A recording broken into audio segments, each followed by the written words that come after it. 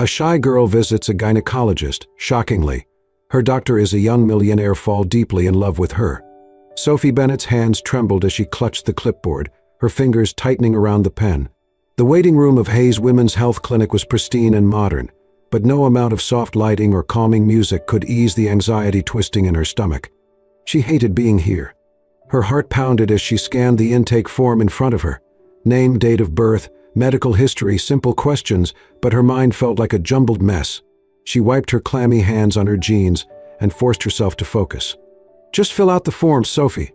It's not that hard. But it was hard. She had spent her whole life avoiding this moment, convincing herself she didn't need to see a gynecologist. But after weeks of discomfort and late-night Google searches that only fueled her worst fears, she had finally caved. The receptionist had highly recommended Dr. Daniel Hayes, one of the best in the city.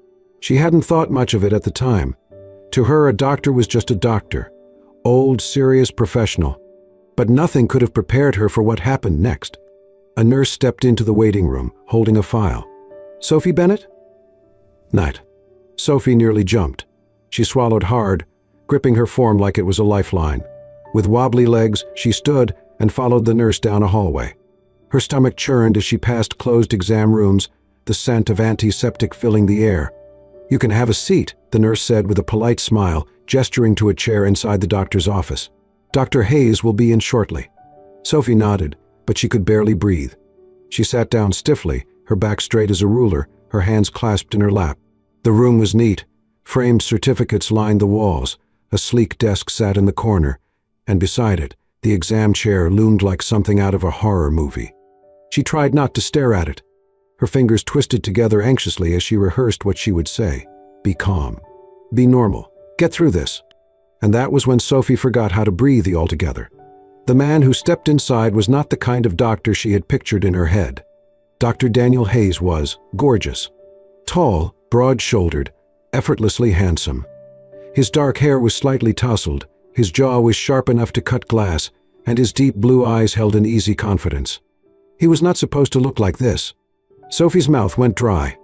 "Miss Bennett?" His voice was smooth, calm, completely professional. He gave her a reassuring smile as he shut the door behind him. Sophie tried to answer, but nothing came out. She was too busy panicking.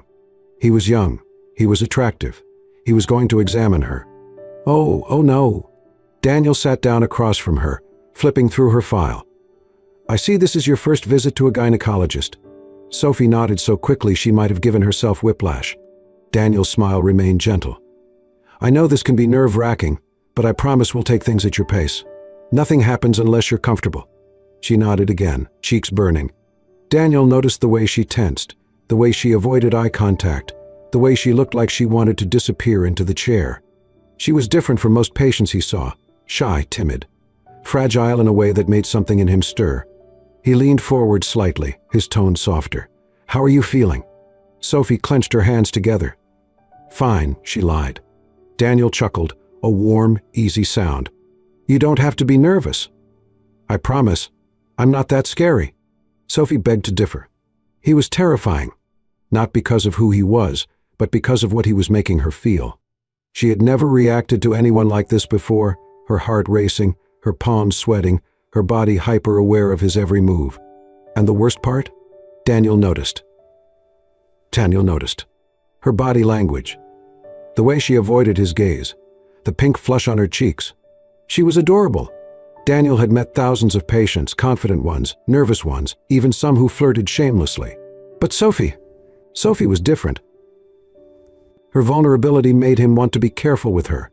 He had never been the type to mix emotions with work, but something about the way she looked at him, wide-eyed and hesitant, made him want to protect her. And that was a dangerous thought. He cleared his throat, pushing those feelings aside. "Focus, Daniel. You're her doctor, not some guy in a bar." "Before we begin," he said, keeping his voice light, "do you have any questions for me?" Sophie hesitated. She had a million questions, but every single one died in her throat. So she just shook her head. Daniel's gaze lingered on her for a moment, as if trying to decode her silence. Then he smiled again. "All right, let's get started."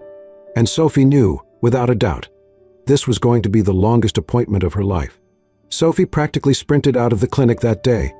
Her heart was still pounding as she walked down the busy sidewalk, her hands clammy, her cheeks still burning from embarrassment. She had never felt so out of place in her entire life. Dr. Daniel Hayes was too much. Too handsome, too charming, too intimidating. And the worst part, he had been kind, gentle, understanding, which somehow made things worse. Because that meant she couldn't even be mad at him. She was mad at herself. Mad at the way her stomach had flipped when he spoke to her. Mad at the way her skin tingled when he reached out to shake her hand. Mad at the way she had nearly melted into a puddle on the floor just from looking at him. She could never go back. Not in a million years. But fate, as always, had other plans. For the next 2 weeks, Sophie ignored every call from the clinic. Her prescription needed to be adjusted. Didn't care.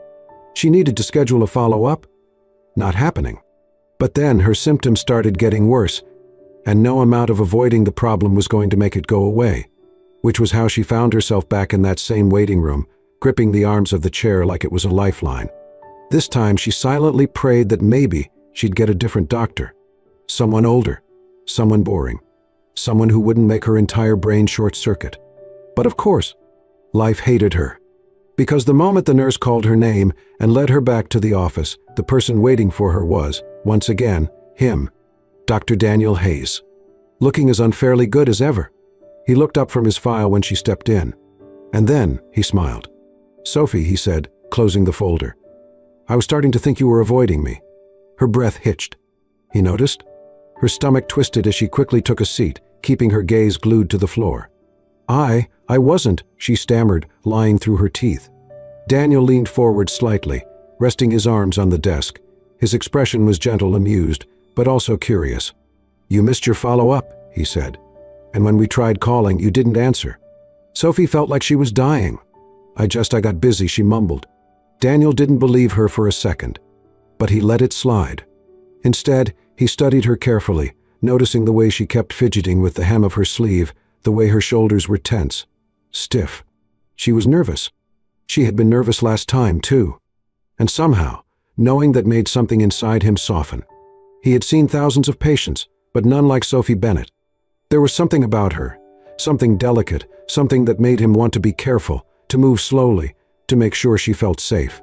And that was a strange feeling. A feeling he hadn't expected. Sophie, meanwhile, was trying not to pass out. Every second in this room felt like torture. She knew he was just doing his job, that he wasn't thinking about this the way she was, but it didn't matter. She had to get out of here as soon as possible. So the moment the appointment ended, she practically ran for the door, mumbling a thank you as she disappeared down the hall. And Daniel, for reasons he couldn't quite explain, felt a pang of disappointment as he watched her go. He didn't expect to see her again so soon. Not outside the clinic. Not in a completely different setting. But a few days later, as he stepped into his favorite cafe to grab a coffee before heading to work, his eyes landed on a familiar figure sitting by the window, curled up with a book. Sophie. She hadn't seen him yet. She was focused on the novel in front of her, occasionally tucking a strand of hair behind her ear, biting her lip in concentration. She looked peaceful here, different, not the bundle of nerves she had been in his office. And for some reason, that made Daniel hesitate. Because suddenly she wasn't just a patient. She was someone he wanted to know, not just in a medical setting, not just as a name on a file, but as a person, as Sophie. He took a deep breath and walked over. "Fancy seeing you here," he said, leaning slightly against the table. Sophie froze mid-sip, her eyes going wide as she looked up. For a moment, she just stared at him, like her brain was still processing what was happening. Then, she choked on her coffee. Daniel tried not to laugh. Sophie wanted to die, because for the second time in a row, Dr. Daniel Hayes had completely caught her off guard. Sophie gripped her coffee cup tightly, her heart still racing from the surprise of seeing Dr. Daniel Hayes outside his clinic. She had barely recovered from her embarrassment, and now here he was, standing in front of her, impossibly composed, his sharp blue eyes glinting with amusement. Hi, she stammered, wiping her mouth with the back of her hand. Daniel chuckled, sliding into the seat across from her without waiting for an invitation. "I had no idea you came here," he said, glancing around the cafe. "This is my usual spot." Sophie swallowed hard, trying not to panic. This was not where she expected to see him again, outside of a medical setting, just casually sitting across from her, like this was normal. I like the quiet," she mumbled, hoping he wouldn't notice how nervous she was. Daniel smiled. "Me too." And just like that, an easy silence settled between them. For the first time, Sophie allowed herself to actually look at him, really look at him. He was wearing a tailored dress shirt, the sleeves rolled up to his elbows, revealing strong forearms. His watch looked expensive, his entire presence effortlessly polished, exuding wealth and confidence. He looked like someone who belonged to a completely different world than hers. And yet, here he was, sitting across from her, looking at her like she was the most interesting thing in the room. That thought terrified her. A few days later, Sophie's world shifted again. She was absent-mindedly scrolling through her phone when she stumbled upon an article, and her stomach dropped. Dr. Daniel Hayes, the millionaire doctor behind Hayes Medical Group. She froze. Heart pounding, she clicked on the article, her eyes widening with every word. Daniel wasn't just a doctor. He was the doctor. A leading name in gynecology, a pioneer in women's health, with multiple hospitals under his name, including the very clinic she had visited. And on top of that, he was filthy rich. Sophie could barely breathe. It wasn't just that he was successful. It was the fact that she had been so naive. She had let herself believe, for even a second, that he was just a normal person. But now, the truth was staring her right in the face. Daniel Hayes wasn't just some charming doctor. He was untouchable. And she? She was just Sophie Bennett, an ordinary girl with an ordinary life, struggling to pay her rent, trying to figure things out one day at a time. They weren't equals. They weren't even close. And the sooner she accepted that, the better.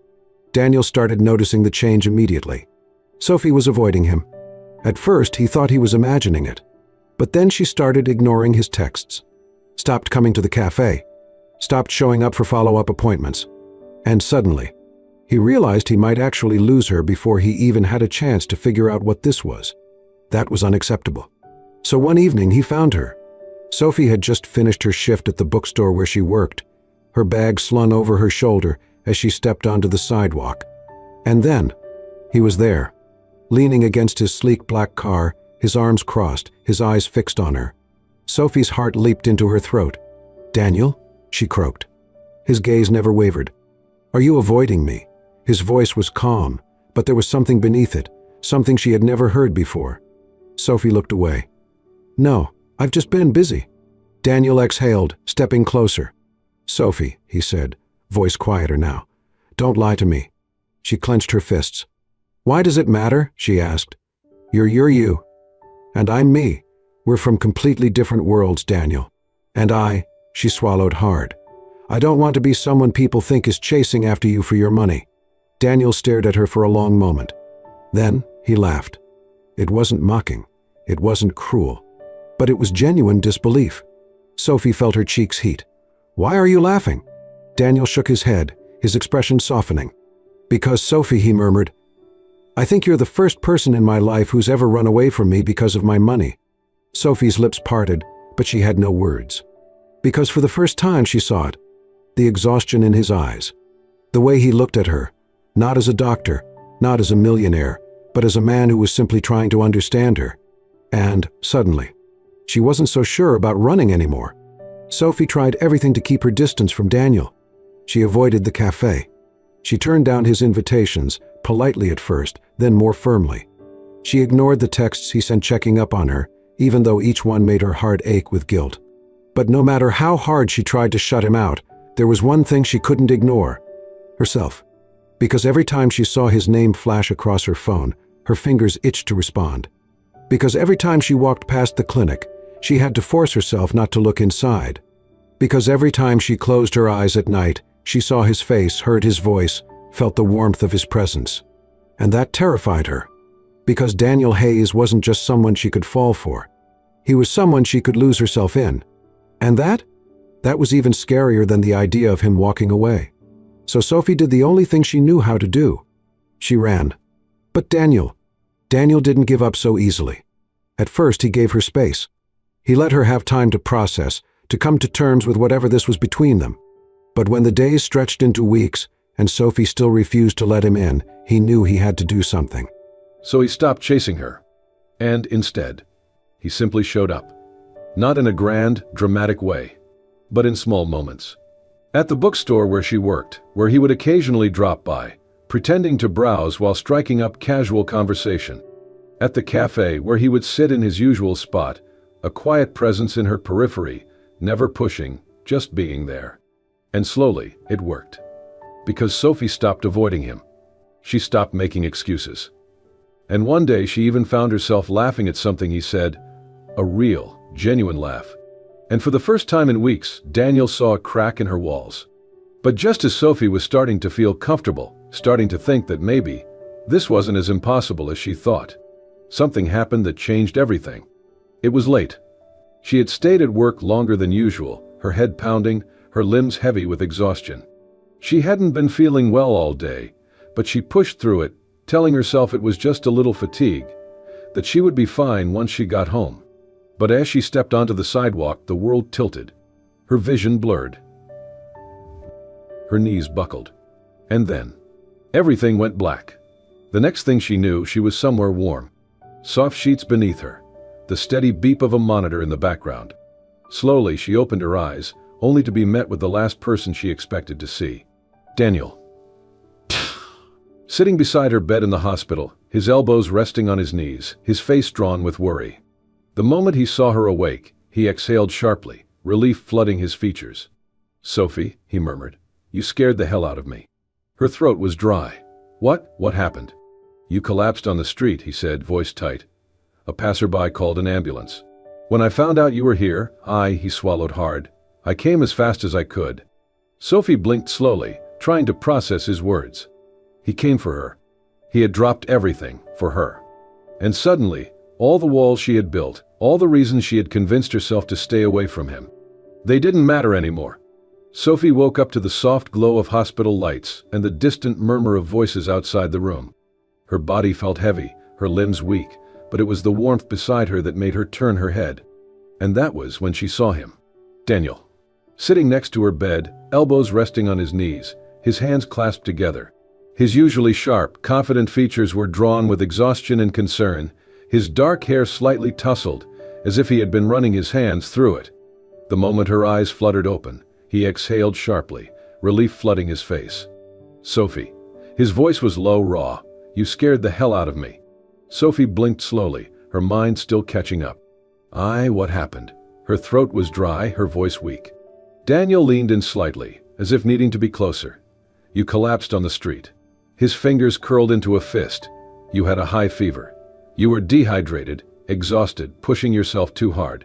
Sophie swallowed, trying to sit up, but he was immediately there, his hands steadying her, supporting her. And for the first time she saw it. Not pity. Not responsibility.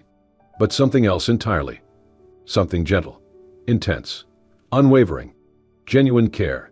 Her chest tightened painfully. He shouldn't be here. He shouldn't look at her like that.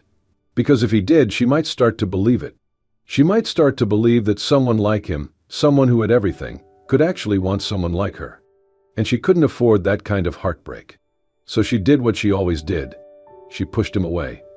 "You shouldn't be here," she said, her voice barely above a whisper. Daniel's brows furrowed. "What?" Sophie forced herself to look away. "You don't have to do this." His jaw clenched. "Do what?" "This," she gestured weakly around the room, "taking care of me, sitting here all night, acting like I matter." Daniel's entire body went still. And then, his expression darkened. "Sophie," he said, his voice suddenly low and sharp, "you think I'm here out of obligation?" She opened her mouth, then closed it again. Because yes, that's exactly what she thought. And that thought terrified her. She didn't want to be his burden. She didn't want to be the girl he felt sorry for. So she forced herself to say it. "I don't need your charity, Daniel." His eyes flashed with something she had never seen before, frustration, anger, something deeper. "This isn't charity, Sophie," he said, voice tight. "This is me caring about you." She let out a short, breathless laugh. "Why?" Daniel's fingers curled at his sides. "What do you mean, why?" "Why me?" she whispered. "You have everything. Money, success. Women who would do anything to be with you." Her throat tightened. "So why are you here?" His breath hitched. And then, he finally said it. "Because I like you, Sophie." Sophie's heart stopped. The words hung between them, heavy, impossible to ignore. But before she could even process it, before she could let herself believe it, the fear took over again. She shook her head, her fingers gripping the hospital blanket. "No," she said, her voice barely holding together. "That doesn't make sense." Daniel's jaw tightened. "Why not?" Sophie swallowed hard, her chest aching. "Because," she whispered, "you have everything, and I have nothing." Her voice trembled. "So, how am I supposed to believe that you actually need me?" Silence. Daniel's gaze never wavered. And for the first time, Sophie saw something broken in his eyes. And she realized. Maybe she wasn't the only one who was scared. Daniel took a deep breath, his hands tightening into fists before he slowly released them. For a long moment, he didn't say anything. Just looked at her, his blue eyes searching, conflicted, almost vulnerable in a way she had never seen before. And then, he spoke. "You think I have everything," he murmured, his voice steady but quiet. "That my life is perfect. That I don't know what it feels like to be not enough." Sophie frowned, her throat tight. "Isn't it?" Daniel let out a short breath, a bitter laugh escaping him. He shook his head. "No, Sophie, it's not." She stared at him, surprised by the sharpness in his tone. She had always seen Daniel as someone untouchable, successful, wealthy, confident. But now, for the first time, she was seeing something else. Something broken. Something real. "I wasn't always like this," Daniel continued, rubbing his hands together absent-mindedly. "I didn't grow up rich. My parents worked hard, but we struggled. I put myself through med school with scholarships and part-time jobs." Sophie held her breath, watching as he spoke, not with his usual confidence, but with a quiet honesty that made her heart ache. "When I finally became a doctor, when I started making real money, I thought I'd made it. I thought, this is it, I've done everything right." His voice dropped lower. "And then I met someone." Sophie's stomach twisted. She was beautiful. Smart. Everything I thought I wanted. And she said she loved me. Daniel's jaw clenched. I believed her. Sophie already knew where this was going, and yet she couldn't stop herself from whispering what happened. Daniel let out a slow breath. "She didn't love me," he said, his voice soft but sharp. "She loved my money." Sophie felt her chest tighten painfully. Daniel glanced at her, his expression unreadable. "I found out she had been seeing someone else behind my back. That everything she said to me, everything we had, was just an act." Sophie sucked in a sharp breath. She didn't know what to say. Because this was not the Daniel Hayes she had imagined. This was not the perfect, confident doctor. This was a man who had been betrayed, hurt, left with scars that no one else could see. Just like her. "I haven't really let anyone in since then," Daniel admitted, rubbing the back of his neck. "I tell myself I don't need to. That it's easier this way." He looked up at her then, his gaze burning into hers. "But then I met you." Sophie froze. Her heart stopped. And suddenly, everything else disappeared, the hospital, the past, the fear. It was just him and her and the unspoken truth between them. Sophie swallowed, trying to find her voice. "Daniel." He shook his head. "No, let me finish." He took a step closer. Sophie's throat tightened. Daniel took another step, and now, he was right in front of her, so close she could feel the warmth radiating off him. "I don't care what you have or don't have," he said, voice raw with emotion. "I don't care that you don't come from money. I don't care that you think you're not enough." His fingers brushed against hers, tentative, hesitant, almost like he was giving her the chance to pull away. She didn't. "All I care about," he murmured, "is you." Outside, the city lights twinkled against the dark sky, the soft hum of the night filling the silence between them. And then, Daniel cupped her face, tilting her chin up until their eyes met. "I want you, Sophie," he whispered. "Just you." Sophie's breath hitched. "Ah." And for the first time, she let herself believe it. Sophie lay awake that night, staring at the ceiling, her heart tangled in a mess of emotions she couldn't untangle. Daniel's words echoed in her mind, soft but unshakable. "I want you, Sophie, just you." She had spent so long believing she wasn't enough, that she was too ordinary. That love wasn't meant for someone like her. And yet, Daniel had chosen her anyway. But could she do it? Could she let herself believe in this, believe in him? The next few days were a whirlwind of doubt. Sophie avoided calling him, avoided making a decision, even though deep down she already knew the answer. Because the truth was, when she imagined her life without Daniel in it, it felt empty. Cold. Like something was missing. like he was missing. And that terrified her even more than the idea of falling for him. Daniel, on the other hand, waited. He didn't push. Didn't demand an answer. Didn't try to force her into something she wasn't ready for. Because he knew Sophie. He knew she needed time. And as much as it killed him, he was willing to give her that. Because if it meant having her in the end, she was worth the wait. But Sophie couldn't run forever. The moment it happened, she didn't think. She didn't weigh the consequences. Didn't hesitate. All she knew was that she needed to see him. So she ran.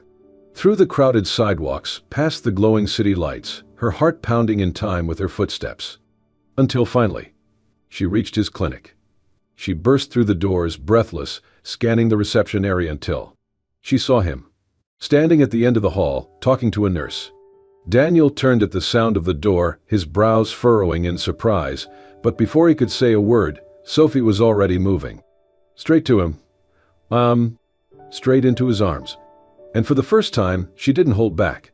Daniel barely had time to react before Sophie wrapped her arms around him, burying her face against his chest, clutching onto him like he was the only thing keeping her standing. His body tensed in shock for half a second, then he melted into her.